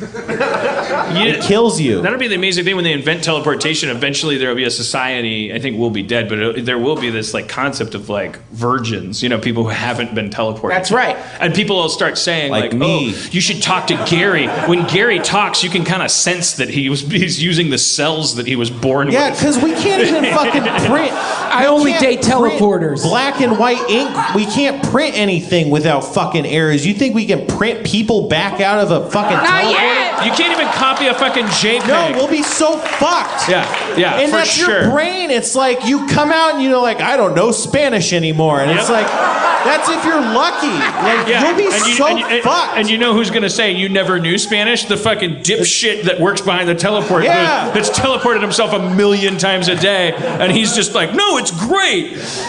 But you're assuming the mechanism of teleportation is based on the disintegration and reintegration of the human like atomic structure. What if it's some kind of like wormhole? tesseract? What if it's some kind of wrinkle in time shit? I'm down with that. So yeah, it's cool. It's got teleporting. That's what's scary. Yeah, no, I mean I know the Oh, dissolve- portals, like walking through a Yeah, door that's into different. another place. Yeah, That's great. safer. Yeah, hook But me up. Have you read Ringworld? No. It's great, but Ringworld's super cool because it's like Larry Niven and it's like way in the fucking future. But in this world, there is teleportation. I don't know if it's like bending the time-space continuum or like destroying your atomic self and reintegrating it or whatever. But what's interesting about it is like there's no such thing as like any one city. All cities have become one massive city because there's no longer any kind of like distance between cities. So what happens on this like super futuristic Earth, which is really cool, is it, and also they've gotten to the level where they can like change their skin pigment. So suddenly the fashions on the planet change like day to day because everyone's so super connected. So like one day people will just start glowing or like certain like star patterns will appear in people's faces and stuff because they become so interconnected that like I guess I'm petty. I just keep saying, I'm like, come on, that's not imaginative. what the fuck, Harmon? Yeah, no, I'm listening. I'm like, oh yeah, well, cities get bigger and then they all turn into one big city. Did you think of it? And then everybody can change their skin. I'm like, Did you come on, think that's of like. it? You didn't think of it? Well, I didn't bother. Wait a minute. I was thinking of crazier shit, man. I love I was the- like, what if a sandwich could make your cum? By the way, man, when you were talking about that, it was really funny because I kept thinking of like an awesome cooking show. Okay. You got hungry, Where is what it's you're saying. God, where God's like, today we're gonna be whipping up just basic cum. We're gonna make 3 club sandwiches, 2 gallons of water. We're gonna put it into Tyler, and we're gonna wait 20 days On a very special episode of Chopped Junior. But that's all I'm saying is that, like, you know, you have to take in all this. We were talking about the biological process, spermatogenesis.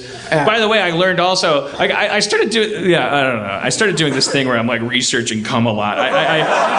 It's like after I masturbate and or have sex and or intentional, like sex with me is weird. But it's like sometimes you're laying there and you're like, man, I don't know if I'll ever get out of bed. And then that's why I get out my iPad and I'm like, oh, tell me how sperm is made, because then I think like if I watch it, then I'll like maybe the sperm will start getting made and then I can get out of bed. Wait. It doesn't make any sense, Wait. but like I'm, you know, like. Your mobility is sperm based? Well, I don't know. I'm like a caveman. runs Like on when I'm in that sperm. mode, I'm like I don't know. So the only scientific thing that I know is different is that I came a bunch, and now I can't get out of bed. So I think, like, I knew somebody who worked in porn, and they were on a set when Peter North like finished a scene, and then Peter North, who's like famous for coming a bunch, he finished coming, and then he like and I was like, so what does he do after he finishes? I asked the person, like, you watched Peter North come, like, what happens after? And He has 4 pina coladas. And he said Peter North, he turns into a little boy and he goes like, oh man, I need some cereal. Wow, that's awesome. It's just it's so Dirk Diggler. Like it's like he's like Jethro Bodine. Like but who are we gonna trust if not him? Like some kind of comologist? Like maybe Peter North maybe he's just joyfully wrong, but maybe he's like expertly right. He's just like eating fucking frosted mini wheats and milk because it kind of reminds him of cum when he looks at it. It's like that must make cum. I'm gonna come more later. So somebody told me it was Golden Grams. That was his thing. He liked Golden Grams. I bet. Yeah, I mean that makes sense. That was his Popeye spinach. I love the idea that it's just based on the milk, but I swear, like sometimes, when you come a lot, don't you? Sometimes you go like, man, I kind of this has been great. I love this feeling, but also like, can I get some motivation back? Can I start living in denial again?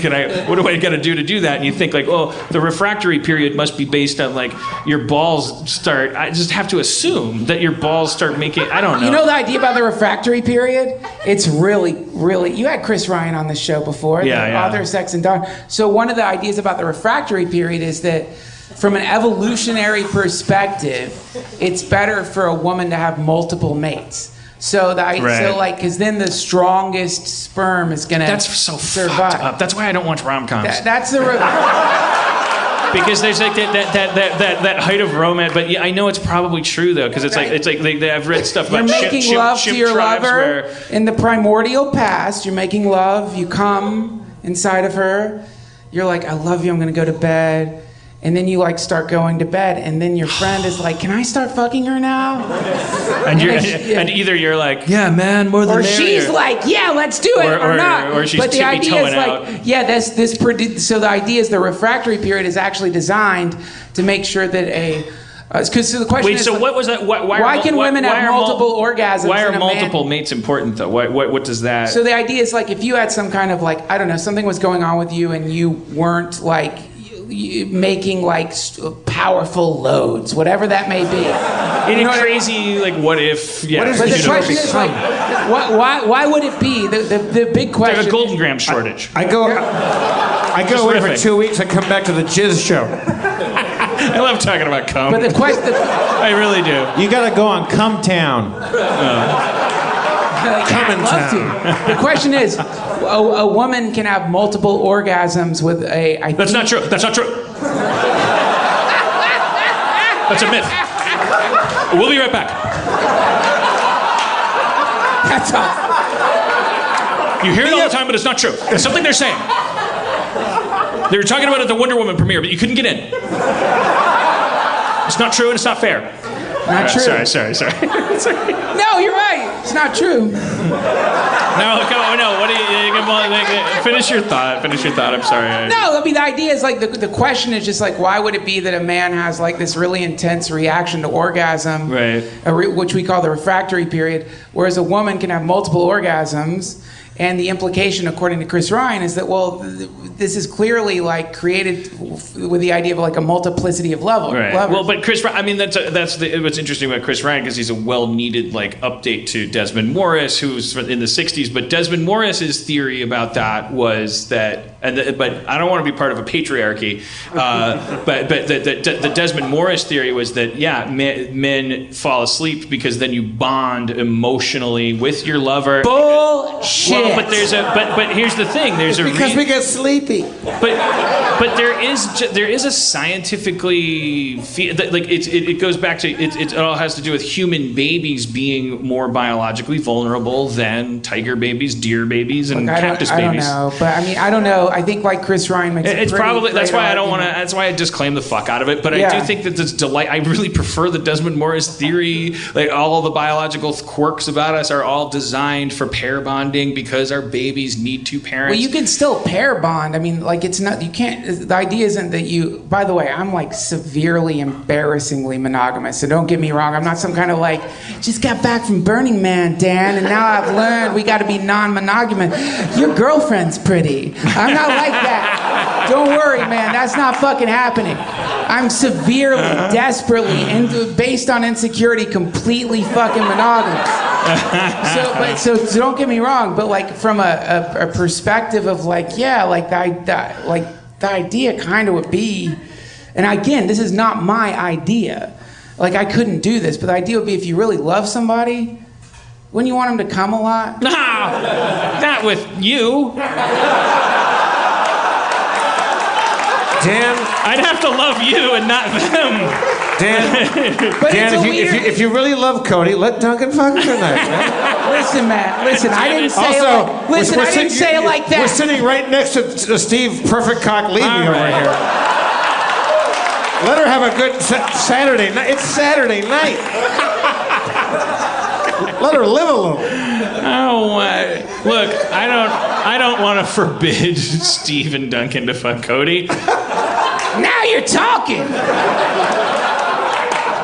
I want Cody to not want that. Right. Well, no, again, and I made a dumb joke. Wait, let me just say this very quickly. I just made a stupid, dumb joke. I don't mean that at all. What I'm saying is it's like, from my POV in the society that I was born into, because of my own levels of insecurity and where I'm at in my life, I want to be monogamous and I will continue to be monogamous. I'm not changing that. Right. That's me. That's who I am. I've always been like that. I can't change it. But if you zoom out, Right. and you look at like what evolution wants, Right. and then you realize monogamy itself is a cultural, it's like a new imposition. It dovetails with this whole thing about anarchy versus capitalism, because it's like it's like, oh, you know what? I get to pretend I was born into this stainless steel concrete jungle and that, hey, it wasn't my idea to do this, but hey, will you be my girlfriend and all that stuff. At the same time as I'm like, hey, it wasn't my idea to have the American dollar be the standard of the entire planet. But hey, what are you gonna do? But then push comes to shove, as in cultural upheaval, and right now capitalistically we're going like, yeah, again, but though theoretically anarchy is the Not theoretically. it's not the more popular way to do it, but it is the way that we would do it. And I think you're saying the same thing about polyamory or whatever they call it. These kids, you could just, if you go to the bathroom here, it's disgusting. Okay, it was a joke, or maybe not.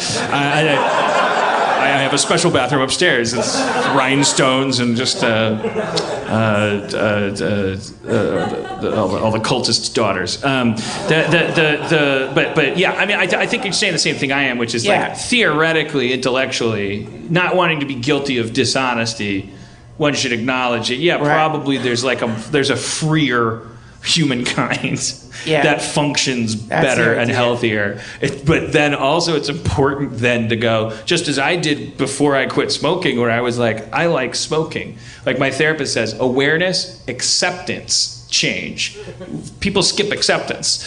Like you go like, oh, I'm aware. I'm doing this. I'm gonna stop doing it. And then you're like, and then you just ping pong back and forth. That's why I don't quit drinking. I have to accept it first. I've become aware I drink a lot. I'm still working on accepting it. Then I'll change it later. I've seen you accept a lot of drinks. Me too. Especially but that guy with it's all one big city. Speaking of drinks, we never shout him out. Matt, the bartender over here. Matt, our bartender. Yeah, give a big team! Truly the hardest working person in Harmontown. All right. Well, keeping this bunch of fucking reprobates happy. I apologize to Spencer. I know he's going to say he doesn't give a fuck, but like that's because he's my son. But whatever. We'll talk about it later. All these jokes about fucking my mom, all of a sudden a line. And my fascination with cum. Right. I always just wrote off your fascination with cum as normal. Put in perspective. Duncan was making me feel better, so I kept him in my mouth like one of those ring pops. Like one of those Levy cocks. One of those delicious.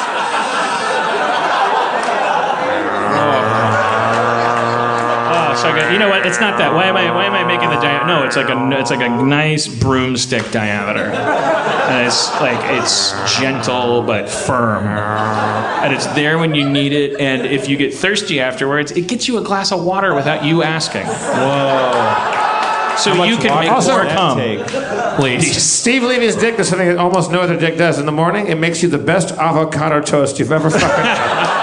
Wow. It's a little Yeah, it's basil, what? a little feta on it, some olive oil. Fucking perfect. That's I why did get in an Steve's dick argument. can't I afford got a in an house. argument with this dick though, Oh no! because I said to it, "This is just a sandwich, man. Avocado toast is just a sandwich." All right, forget it. That's for another podcast.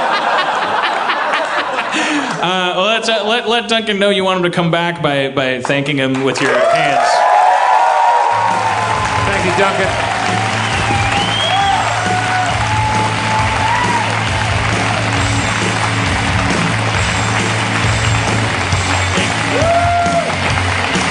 See you soon. Duncan Trussell. I feel like He just makes everything a little bit better, doesn't he? Yep. yeah, he does. He's like he's like walking serotonin. All right, why don't you marry him? He's probably back there fucking my girlfriend. In the beginning of that rant, I thought you were going to say you wanted, like, it just sounded like you were going towards, you wanted, like, an incremental cum clicker, like cookie collector, where, like, you get the inner workings. That would be of the- amazing. and you, like, manufacture your own sperm, and Where you're, finally like, you'd have an clicking and making understanding loads, of... like I know. I swear to God, I really am. Can we stop saying loads? I'm not. Well, I don't know what to ejaculate batches. I don't. What there is no.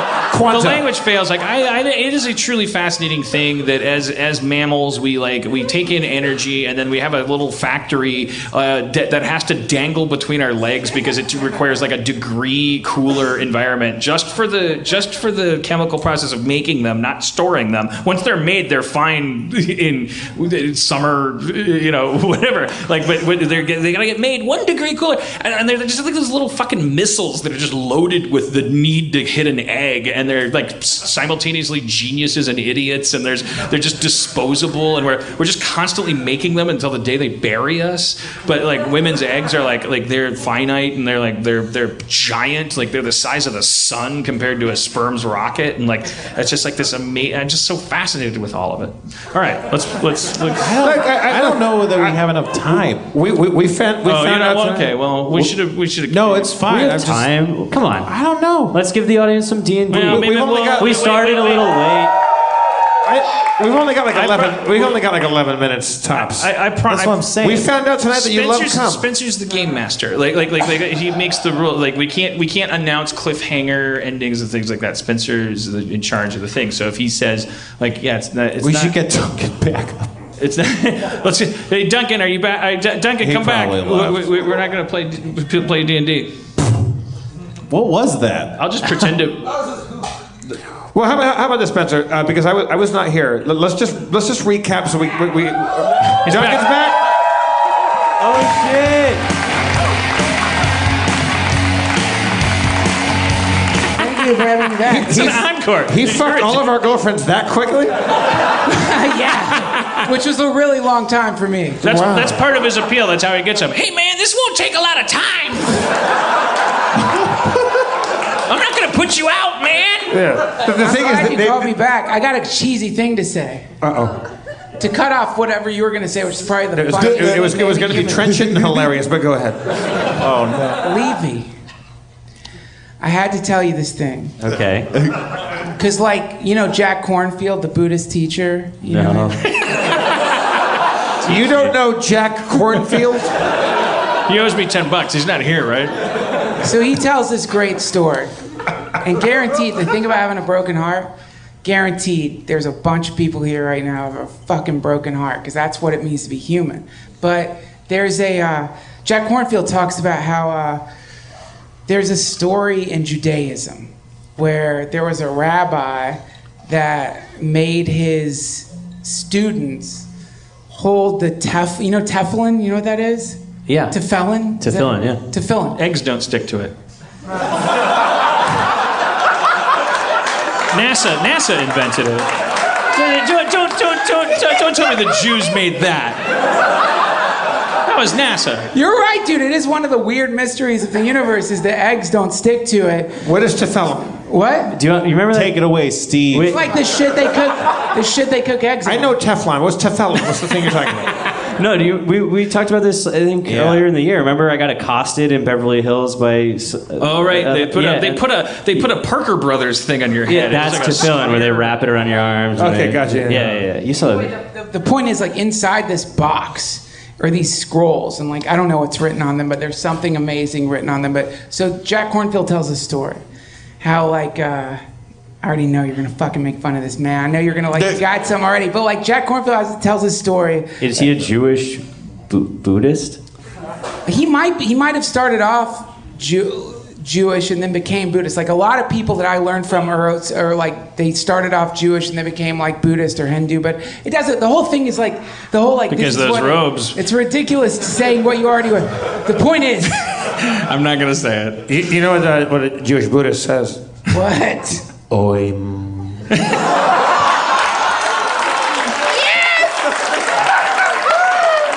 Wait, you heard that somewhere? Wait a minute. Wait, what if he heard that somewhere? What if he got that out of a Bazooka Joe?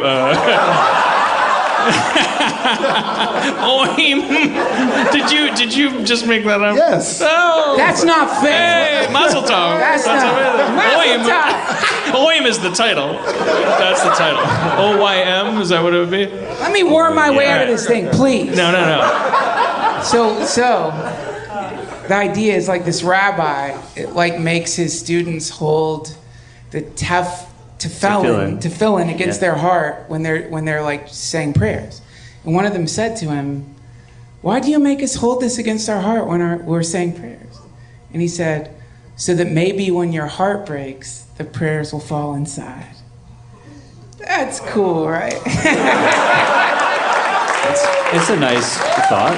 Yeah. So heartbreak is it's a thing. It's like it's a cracking and then like that's it's like a crack an evolving that thing, like fill. me and Twitter. Like yeah, I'm like and broken. it doesn't stay open. It cracks like an egg and it falls in the tefillin. No, it's like it's a sacred moment. The thing is, like, if you get your fucking heart broken, which is a very rare occurrence in a human incarnation, it really doesn't happen all that much. But when you finally get your fucking heart broken, you are walking through the kingdom of heaven. Like, you are in heaven right now. You don't realize it. You don't realize it because, like, everybody thinks heaven is like just like, you know, infinite blowjobs or what. I don't know what people think heaven is, but that's not what heaven is. Heaven is direct contact with reality.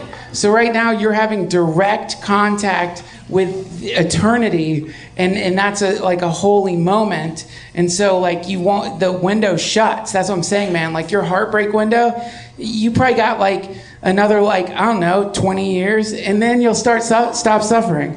No, you probably have like. I thought of something. I can be smarter than this philosopher guy. You met him. I can Don't beat him. talk shit about Jack Kornfield. Get off Twitter. No, I can beat him.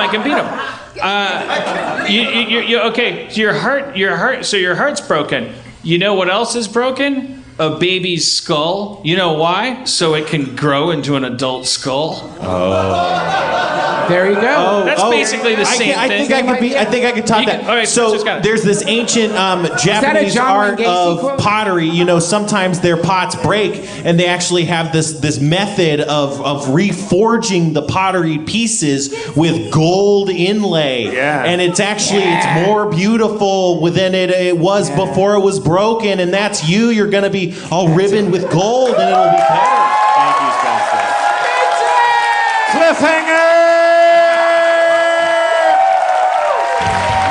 Let's hear it for Steve Levy, everybody. With a broken heart of gold. Also, Duncan Trussell for making everything all right. Let's thank Zach, Church, Sarah, Kevin, Chris, Noah, Matt at the bar. Spencer Crittenden, your game master. Although we didn't play, but we found out that Dan loves jizz. I'm Jeff Davis, your comptroller. Thank you for having me back. Your mayor is Dan Harlan, everybody.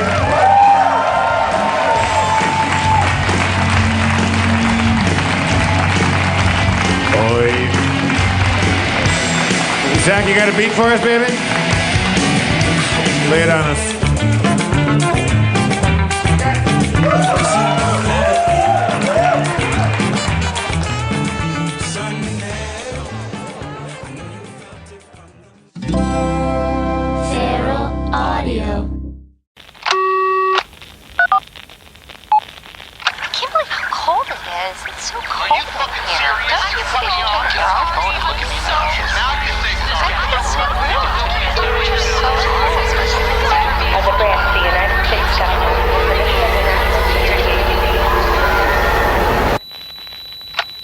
branch of the United States government, it is the mission of the National Security Agency to assess and flag citizens of the country who may present a threat to its security. The NSA has clearance to wiretap by any means necessary. Tapped. Incidental recordings of private conversations from the files of the NSA. Now on feralaudio.com.